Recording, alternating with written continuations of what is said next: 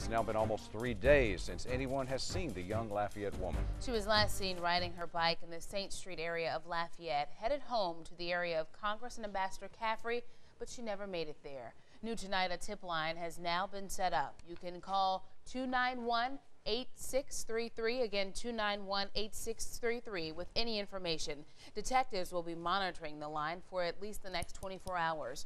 Also, from family and friends, a $10,000 reward is being offered for information that may bring this young woman home.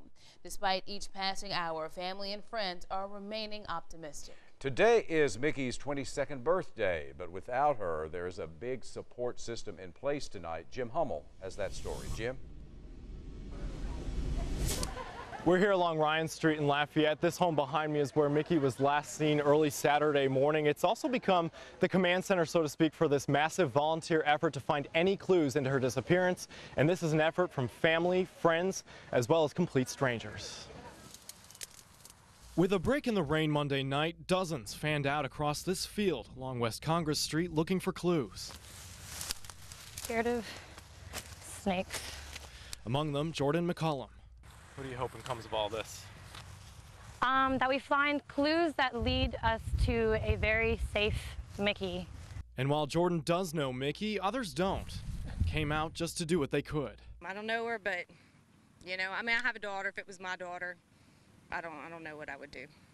I'm teaching her that this is the right thing to do. If someone is missing, this is our community, this is our family, and this is what we need to do, go out and look for this girl. It's all part of a larger effort to find the missing college student. Mickey is an anthropology major at UL who family and friends say loves animals and biking, and without her on her 22nd birthday, it's this which is keeping her family going. An effort of more than 300 volunteers, not to mention countless donations, all aimed at bringing Mickey home. Seeing the outpouring of the community, these young men and these young women that have come together and just done it all, how could you not stay positive? All of these volunteers, again, family, friends, and strangers, are staying very positive. As for that search tonight, volunteers tell me that they really didn't find too much, but their spirits are still high. And we should also mention that there is a candlelight vigil planned for Mickey tomorrow night at 7:30 at Parc Sans Souci in downtown Lafayette. 3's on the street tonight in Lafayette. I'm Jim Hummel, KTC TV3. For not just Mickey's family, but for much of Acadiana, this one step closer to closure. As Jim Hummel reports, the end of a dark chapter which did bring a community together. Over the past 82 days, Mickey Shunick has become a household name and a face familiar to everyone in Acadiana. There's so many neighborhoods around that path. Thousands joined the cause to bring Mickey home. In the early days, there were searches by land and by water. Among those looking for clues were family, friends, and complete strangers. I said, look, I'm going to help out. I'm going to see what I can do. I mean, I have a daughter. If it was my daughter, I don't know what I would do. I'm teaching her that this is the right thing to do. If someone is missing, this is our community, this is our family. While Mickey was a rallying point for the community, for many, she was much, much more. She was a friend. We just want her back. A daughter.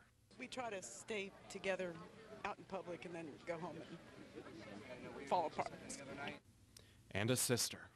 We're pretty close. That's what I've been saying, is she's like my little mini-me.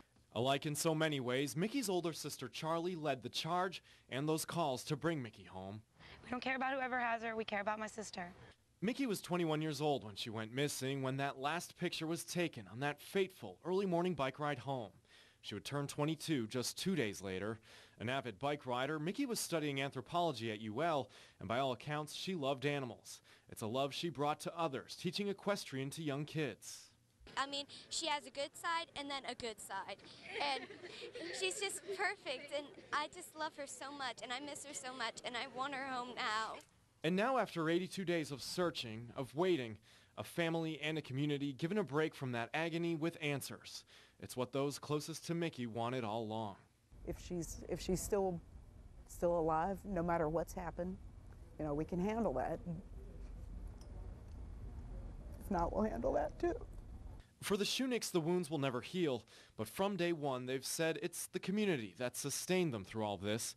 As Charlie Shunick wrote on Facebook Wednesday, just hours before the news broke, all you need is love. There's nothing you can make that can It was one of Mickey's favorite songs, played at that vigil in the first few days. And now, as was the case that night, the collective arms of a community are wrapped around a family that's been through and will continue to go through so much. All you need is love. All you need is love. All you need is love. Love. Love is all you need. Mickey is now home. All you need is love. Jim Hummel, KTC TV3. All you need is love. All you need is love. Love. Love is all you need. Jim Hummel is live along I-10 with the story and the video you'll see only on 3. Jim? That's right, Hoyt. This video was shot by a man from New Orleans. He was on his way from New Orleans to Houston, but when he got to the Lafayette area, he started to see something in another driver that downright scared him. This is I-10 westbound just after rain. The silver truck swerving from one side of the road to the other. And for 10 miles or so, I followed him as he went on and off the median. Danny LeBlanc couldn't believe his eyes. First, he says he called 911, then recorded the whole thing on his camera phone. It's on the wrong side of the freaking road. Capturing the SUV crossover from the westbound side to the eastbound side, driving full speed the wrong way down busy I-10. You're staying over there. Oh, dear God almighty. Oh, that's it. Oh, he blew up. He blew up. Oh, dear God, he hit him. He blew up. The impact is not captured on camera, but the aftermath is. LeBlanc runs across the interstate. Holy Everyone seemingly okay. LeBlanc identifies the driver of the out-of-control truck as this man in the blue shirt. He was already out of the vehicle, and he was walking in circles.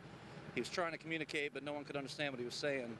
But he had the look in the eyes of someone who was terribly intoxicated. So as soon as the cop came on the scene and tried to get him to sit down, he threw a punch at the cop, and we had to step in and help the cop get him to the ground. And got belligerent, and had to be tasered and tackled to the ground. It was quite a scene. The suspect was transported to the hospital, among others, with just minor injuries.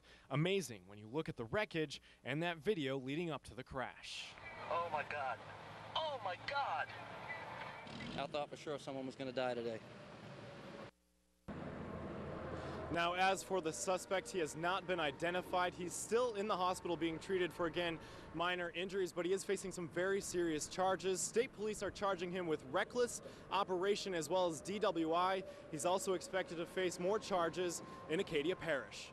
For now, 3's on the Street tonight, reporting live along I-10. I'm Jim Hummel, KTC TV3. Thank you.